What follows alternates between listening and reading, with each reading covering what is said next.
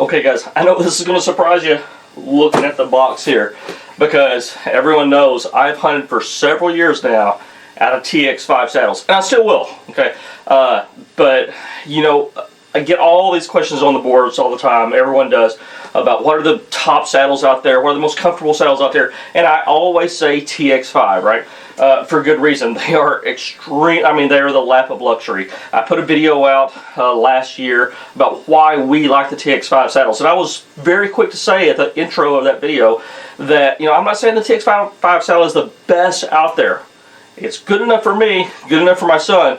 I firmly believe it is one of the best saddles, but I'm not saying it is the best out there because I haven't tried every saddle out there. That's what I said in that video. Well, after seeing so many different positive posts about Cruzr saddles, I thought, you know what? Let's just see what the hype is about. Let's try it. Let's sit in there a while, and you're going to see over the course of this video. This is not going to be a one-day video. This is not going to be filmed in 2 days. It's not going to be a weekend video. You're going to see lots of changes of clothing, changes in tree habitat, leaf foliage, everything. I am planning on putting this saddle through its paces and giving it a very fair shake. You know, I've hunted out TX5 saddles for 3 or 4 years now, something like that going on now. I'm on my 4th TX5. My son is on his 3rd.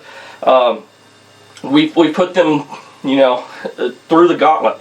And so I want to do similarly. Now, I'm not going to take 4 years to film this video, but I want to take 4 months to film this video. I want to hunt in and day out. I want to climb trees. I want to rappel out of it. I want to do everything with it. So, you know, if you see that it looks like it's taking a long time to film this video, it did. So let's get to it. I have it. I just got this box in. Let's open her up. Now, I'll tell you what. I am, you know, if you guys watch enough of my videos, you'll kind of know my size because I reference it frequently, because that way you can do a comparison of what to expect in your own videos. I'm 5'10", 185. I have a 33, 34-inch waist, and so I got with Chad Rice of Cruzr, and I told him those dimensions. He's like, man, you're right between a size 1 and a size 2. So what he did was he sent me 2 saddles, a size 1 and a size 2. First time I've looked at these, first time I've held a Cruzr saddle. So pretty excited about this. What we're going to do is, for this video, I'm going to try on the size 1 and the size 2. I'm going to show you how they fit on me. Again, 5'10", 185, 33, 34-inch waist, depending on how much Rotel cheese dip I've had the night before watching TV, ice cream that week. Those are my 2 weaknesses. Dairy. So don't drink beer. Not really. Dairy is my downfall, right? If dairy didn't exist, I'd have a tremendous 6-pack. It exists, so I don't. But I'll give you my thoughts on the fit and function of the size 1 and size 2 on both of these. Let's go ahead and open one up here. Like I said, first time I've ever held one. I've heard, I've got some good friends that have used these, and it's a good looking saddle. I like the black. I really like the black. And I've got some good friends that have used these that said this is probably the first pleated saddle that stayed closed. Just didn't fall open. And I talk about that in that TX5 video. It's one of the reasons why when I was working a little bit with Matthew Tompkins and telling him what I wanted out of a saddle, he was like, he went to town on making a pleat that could open and close, and he revised it way beyond that and came up with what, you know, his iteration of his versions now. But that was one of the things that I told Matthew originally when I first met him on the phone and online. I'm like, the old pleats just didn't work. They were good in theory, but in practicality, once you had a pleated saddle for a week, a month, definitely a season, they just sagged and stayed open. I can tell you this is the first time I popped that open. My buddies say that a Cruzr XC, the pleat, stays closed when you want it to stay closed and stays open. We're going to put it through its paces, like I said, but I'm excited about trying this. So anyway, stick around. Got lots of testing, lots of footage, lots of thoughts to come about this. But Excited to put it on and try it out. Here we go.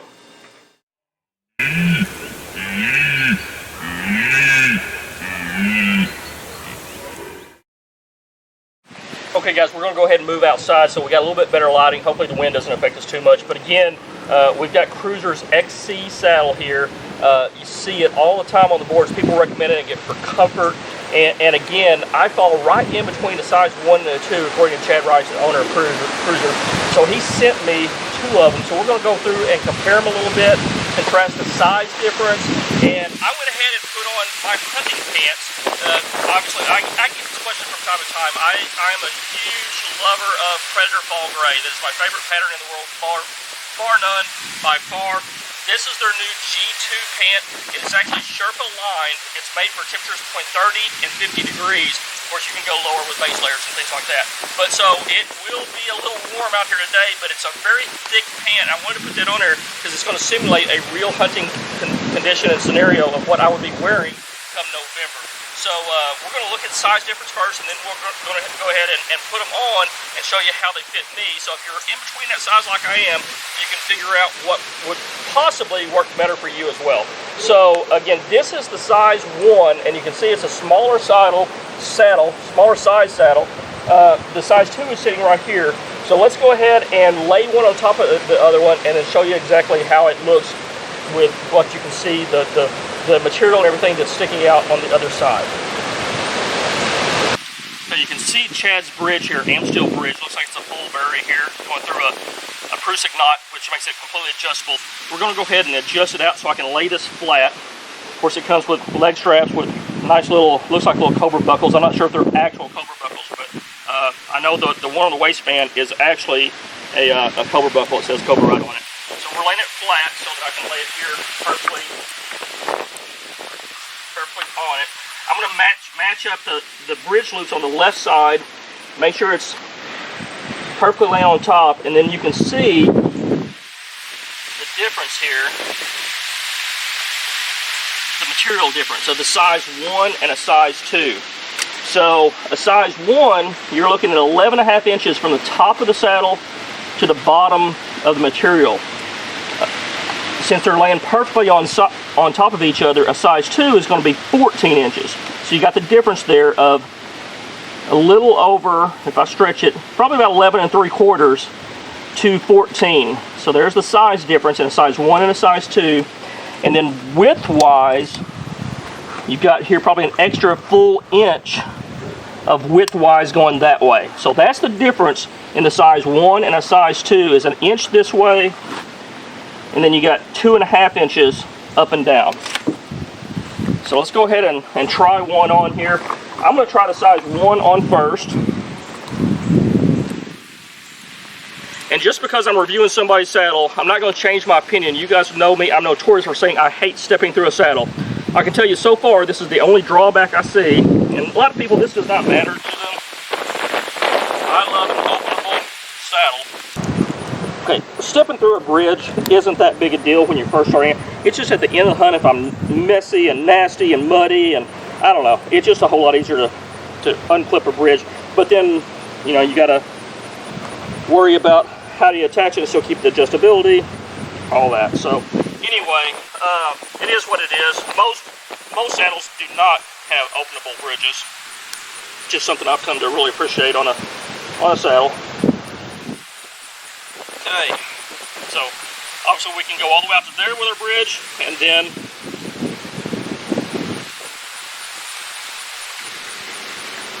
surprised it doesn't have a little tender there, but not a big deal, because most of the time once you get your bridge adjusted the way you want it, you're never going to move it again. Really super like the high vis. It's kind of a cross between a red and an orange to me. It's not red and it's not orange, it's kind of right in between. Really high vis. I like how they stick out a lot. It's really comfy. I can tell you a size 1, I was expecting it to be super tight on me. Just standing here, and obviously I haven't gotten a tree, I haven't hung on it, I haven't put weight in it, but really a size 1. Again, I'm a 33, 34 inch waist, somewhere out there 185, 190, depending on how much ice cream I've eaten the night before. But it actually looks like it's a good fit. especially with the expandable pleat here. I mean, if it's a good fit already, if I'm worried, if I need some extra room, that expandable pleat's going to give it to me. So for my size, again, we got to get up in a tree, but I'm thinking this is going to be a really good fit. Let's go ahead and throw a size 2 on and show you that real quick. Okay guys, we're back here with the size 2 now. I really like these little buckles here. Again, not exactly sure they're Cobra brand. They could be. I need to check with Chad. I'll have that later on in the video for you, because I'll probably send him a message right as soon as I get through shooting this segment. But it does a good job of keeping putting these elastic keepers here. So eventually I'll roll these up. If you wonder what those are for, you can roll this up and stick that right in that elastic keeper. And it keeps that tag in from floating around, so you can see how much more nicer it looks. But yeah, the size 2 is gathering here underneath my crotch area. I can actually feel it as I'm walking. It's bundling up right here. So I can tell you just from this experiment right here, just putting them on, the size 1 would be the one I want, because I wear my saddle in and out of the woods. It's just one less thing to have to worry about. I don't have to carry a bag, because a lot of times, you guys know I'm a true minimalist. I carry my one stick in one hand. I've got my pouch that has my 40-foot of rope, so I'm carrying my one stick, I'm carrying my bow, and literally that's all I walk into the woods with. Anything else I need is in my pockets. So I'm not putting my saddle in a backpack, so I'm not putting it on the base tray. I'm actually wearing it in and out of the woods. And sometimes I go in a mile and a half. I've been known to go 2 miles. I don't hunt like that all the time. Sometimes it's 100 yards from the truck, okay? But still, walking in and out with this, yeah, it's bunching right there a bunch for me. Again, my size would be perfect for somebody a lot larger, a lot bigger. But for somebody that's 5'10", 33, 34-inch waist, 185, 190, for me, it's bunching right there because it's too long. You can probably see the difference right there. So I'm anticipating that I'm going to probably be using the size 1, and I'll be boxing up the size 2 and sending it back to Chad.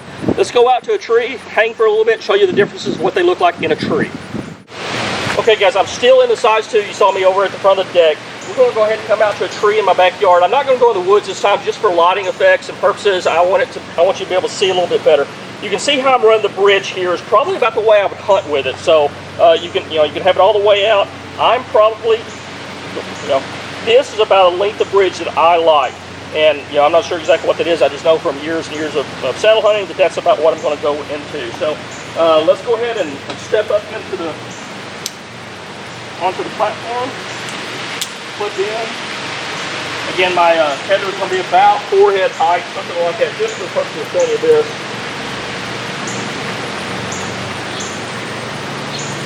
I can tell you it's, the size 2 is really comfy, but again, it comes down, it feels like it comes way down too far on my thighs.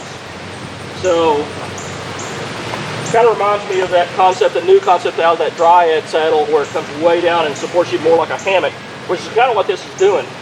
It's comfy. It's just not what I'm used to. I'm used to something, coming down to the bottom of my buttocks a little bit more and having my thighs free for movement and everything. So,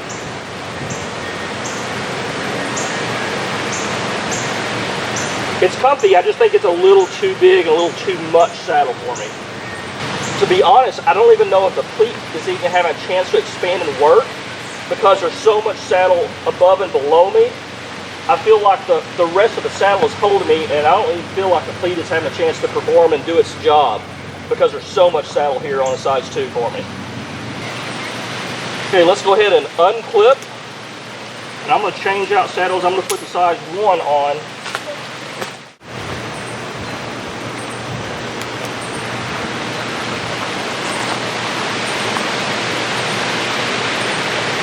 And I'll roll those up later and use those little elastic keepers to keep those tag ends a little nicer and tidier. Again, that's probably my bridge size I'm going to use right there. And I can tell you, it already feels better. It's catching me at the joint of where my butt and my leg meets, which is more of what I'm used to. So let's go ahead and clip on in.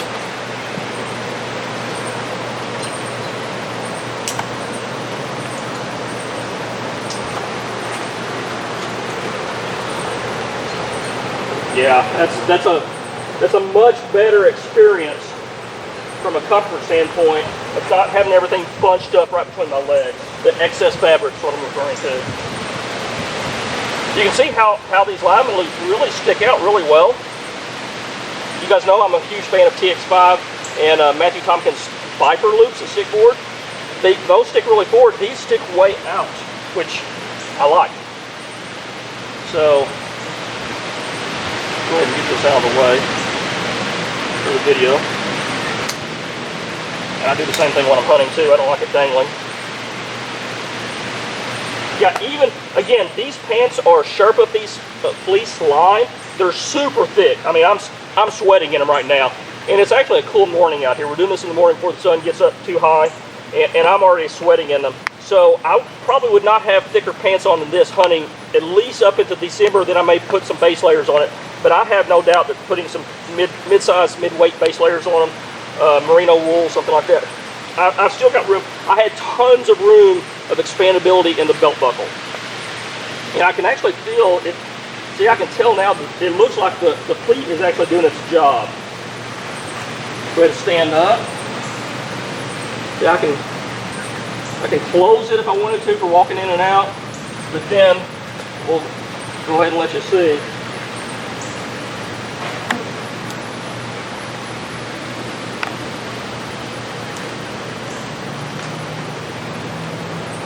Yeah, as far as sizing goes, guys, if you're anywhere close to my size 1 is going to be the ticket.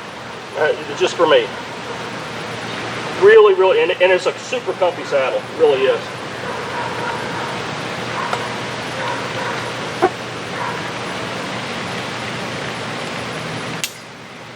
So guys, like I told you in the beginning in the archery room, I'm not just going to go back in the archery room, give you some closing thoughts, and call it done, call it a review, right? I'm going to hunt out this sucker this year. I'm going to hang stands in it. I'm going to hang trail cameras. I like to hang my trail cameras 15 foot high, 10 to 15 foot high, angled down. Most people walk through the woods and aren't looking up too much, and it'll save you a lot of trail camera theft. Little tip extra, that's a bonus. No charge for that one. But I'm going to use this a lot. So you'll see me hunt in at a time or two before we close out this video. I'm excited about putting this through its paces, so let's get to the woods with it.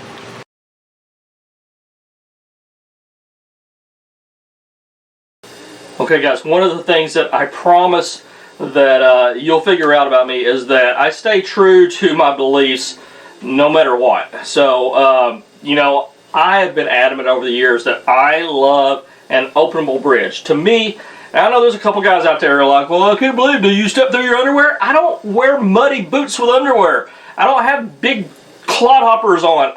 That argument is irrelevant to me. I hate stepping through a saddle or putting it over your head. I mean, to me, that's the stupidest thing ever. If you've got a fixed bridge, okay. So, whatever.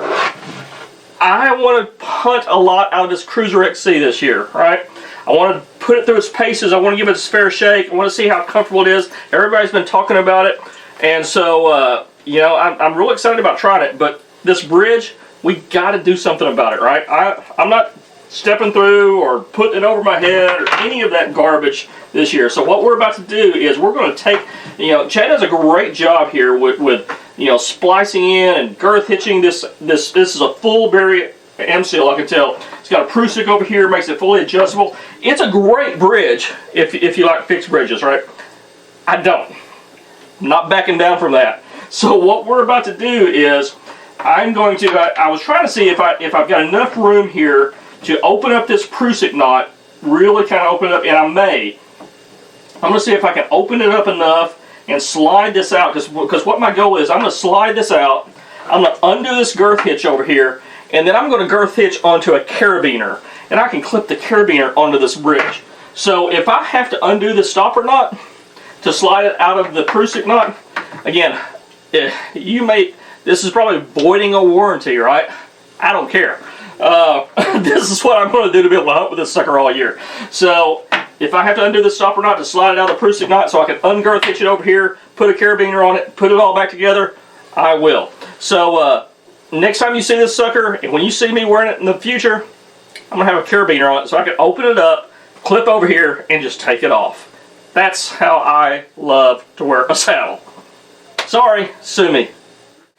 Hey guys, we're back, and very, very pleasantly surprised. That didn't take 5 minutes. I was really excited about how easy that process was. I was really dreading it, but I knew it was going to be necessary for me to be able to hunt with this thing out of this all year long. You can see I've attached now a Fusion auto-locking carabiner. So I've got an openable bridge now, and this is a great carabiner. You don't have to worry about it if you're worried about, man, you know, I don't know if I'm going to be able to remember to screw the gate closed or something like that. This, if once you let it go, it's a spring activated. It's an auto locking carabiner, and this is what I use on all my openable bridges because I don't have to. It's peace of mind. So literally, you twist it, slap it on the bridge, and let go. It's on there. It's not coming off. And we've retained the Cruzr, the adjustability here. This was super easy to do. What I did was, if you're wondering how I did it, I actually undid the Cruzr knot here, slid it all apart, then I girth hitched my my Fusion auto-locking carabiner on here. Same number of twists and everything that Chad had on the bridge, so it's just as secure, but now secure on a carabiner instead of the bridge, so now I can open and close it. But I'll tell you, I was struggling a little bit remembering how to put the Cruzr knot back together. Chad on Cruzr, I think his YouTube channel is just Cruzr. If you type in on YouTube, go to YouTube and type in Cruzr adjustable bridge or Cruzr Amsteel bridge, the video will pop up where Chad actually walks you through how to put this Cruzr back on the this piece of Amsteel here. Super easy. All you do is you twist it until it has 3 coils in there. You weave it through and push it together. Go to his video though, check it out. He does a fantastic job of explaining how it literally took me about 1.5 minutes to do it once I found his video, and I knew it was out there, so I wasn't super worried about it. But we now have an openable bridge. The next time you see me, we'll be hunting, we'll be testing out trees and everything, but I'm super happy now that I'll get to try this and hunt with it all season long, and I've got an openable bridge. So anyway, enough on that. Let's get to hunting. Let's see how this sucker performs. Okay guys, it's been quite some time since I changed out the bridge, made it openable, and started that carabiner in there a little bit. So we've been hunting hard for, well, all season. It's been 3.5 weeks straight, almost every night we've been going into the woods with the Cruzr XC. And so let's see, this is kind of how our setup looks during the season. It's a mess. My son's bow's actually out. He's been practicing here lately, but we want to go ahead and get the Cruzr out, the XC, and we'll take it inside, give you some final thoughts on it, break it down. I know a lot of guys are really interested in seeing my thoughts on how it compares to the TX5 and specifically the Lone Star, which has the same pleated expandable seat in it that the XC does. So let's take it inside. We can sit down in comfort and go over all the details. Okay guys, here we are back in the archery room with the Cruzr XC. Give you some closing thoughts on my experiences with this, my findings after several months. You know, I mentioned that it would take at least 4 months. It actually took 5 to complete this video. Today is November 18th. I filmed that unboxing right here on June 12th. So almost 5, actually a little over 5 months now, and I've been wearing this thing most of the time. Now there would be times that I would wear this for a week or 2 straight, almost every single day that I was hunting, and then I'd go back, I'd wear a TX5 Reaper or a TX5 Lone Star. Then I would hunt another week and I'd go back and again get the TX5. And I was just kind of confirming some thoughts, findings, feelings, wanting to compare and contrast. Great thing about having a couple different saddles to do that with is just being able to juxtapose each one against each other for comparison's sake. But I can tell you this, that when I was trying to figure out what size I wanted to keep, right? And I initially hung in the tree. You saw me standing on the Cruzr Seeker platform, and I said, man, it's a comfortable saddle. 5 months later, that assessment, if you will, didn't change. The XC, the Seeker's the platform, the XC is a very, very, very comfortable saddle. I did not find anything in several months of hanging trail cameras and clearing out spots or hunting, whatever I was doing with this saddle, that assessment didn't change. This is a very, very comfortable saddle. That's the biggest thing that I want to pass along to you guys. It's a really comfortable saddle. I did find a couple things that changed for me just a little bit. I pointed out the lineman loops, and it seemed like how they kind of stuck out. Well, after 4 or 5 months of using this day in, day out, you can see they kind of want to lay down a little bit, and they're a little bit more difficult to find than like my TX5 Viper loops that you know, Matthew Tompkins puts 7 folds in there, making them really stiff. They stick out.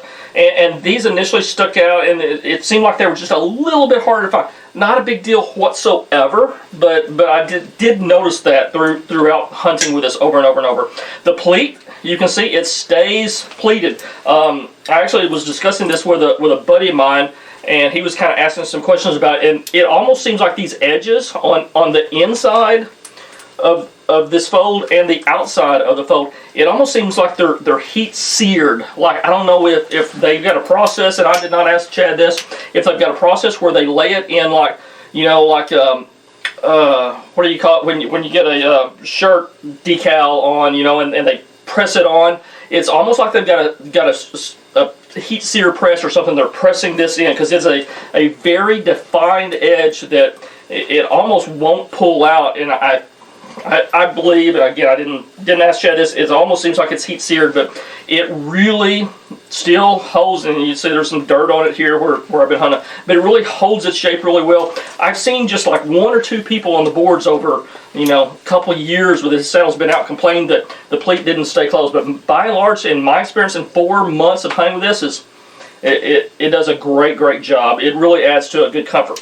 A couple other little things. I actually made some notes in the tree while I was hunting and keeping notes as I went on that I could go back and review. Again, my first note here is very comfortable. Didn't change. Good quality. Nothing whatsoever concerns me about this from a safety aspect or standpoint. You know, it's a lot of people are going to ask me, what about comparing it to a TX5? You know, there's a reason TX5 is made in limited runs. They're custom one-off. You're on a waiting list. Let's be honest, those things are built like a tank. Matthew does a fantastic job with those. Not that Chad doesn't with this, but there are some refinements on the TX5 that aren't here. You know, one of the things you'll notice, there's no molly loops or anything down here at the bottom of the XC, and so you'll see my quick draw hanger that I use to attach my one sticking platform as I'm rappelling down. I had to girth hitch it up here to one of these top molly loops, and which lets it bang a little bit more into my side. Again, that's just something that I do. I like putting this quick draw hanger down at the lower bottom. That way, as I'm rappelling down, it's hanging below me. Not a huge big deal at all, but I did, you know, if I was a Nader Swader guy, I would miss having these loops down here. It's just a little personal preference there. I quickly noticed that there was no loops down there. But it's, again, some of the things that separate a TX5, very custom, extremely Cadillac high-end, again, is, you know, I mentioned early on, I was like, I'm not sure if these are Cobra buckles. They're not. I did ask Chad about these. These are more generic, but they're not weight rated. They're not load bearing, right? That's kind of the way Chad explained it. Is you know, they're more of a comfort thing. They're more of a security thing for people who like to wear leg straps. And I've mentioned to you, I am one of those guys. I'm a weirdo. I actually do like to use my leg straps. A lot of guys cut them off. So, you know, if you're one of those guys who don't care about leg straps and you're planning on cutting them off, don't pay $30 a buckle or whatever those little Cobra Sport buckles cost. These are more generics and they work just fine. I had zero problems with them. Actually they click in really nicely into the opposite end. They made up really well and they release really well. Even though it's a cheaper buckle, it works extremely well. So again, just little differences there. The pleat stays closed very well. I mentioned that. You know, all the TX5s seem to be, you know, I know Matthew sews them one at a time himself. It's, you know, you can just tell there's such attention to detail there. Not that there's not here with this one, but you can just tell, okay? And the that waiting list that you have to get onto for a TX5, those are some of the reasons. So, you know, a TX5, if you're looking at a Lone Star, is $349.99. You know, the Reaper is $305. You can buy this Cruzr XC for $259.99. And here's the huge difference. These basically, for all intents and purposes, are shipping out the next day after you order them. A TX5, again, you've got a waiting list, but you're getting a little bit more. You're getting extra molly loops. You're getting really super nice thick gear ties. If you want to know what I'm talking about on that, this is one of my first. Here, let me grab a Lone Star because that's more apples to apples. That's a Reaper. If you're looking at a Lone Star, here's what I'm talking about the bottom molly loops and the gear tie, and it's really super thick. And it's just so, and this HPR system, this hip pinch reduction system, that costs a lot of time investment to build this into a saddle. I've talked with Matthew, and he says that's one of the added expenses on the Lone Star versus some of the other saddles, is building in that HPR system. And I will tell you, it is legit.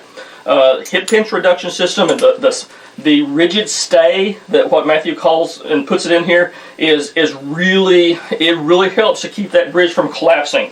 Again, the XC was super comfortable as well though. So if you guys have any questions about this, like I said, I've got 5 months in a saddle, which is a lot more than most guys who review something spend time in it. I mean, I've got well over 100 sits in the saddle. Well over 100 sits.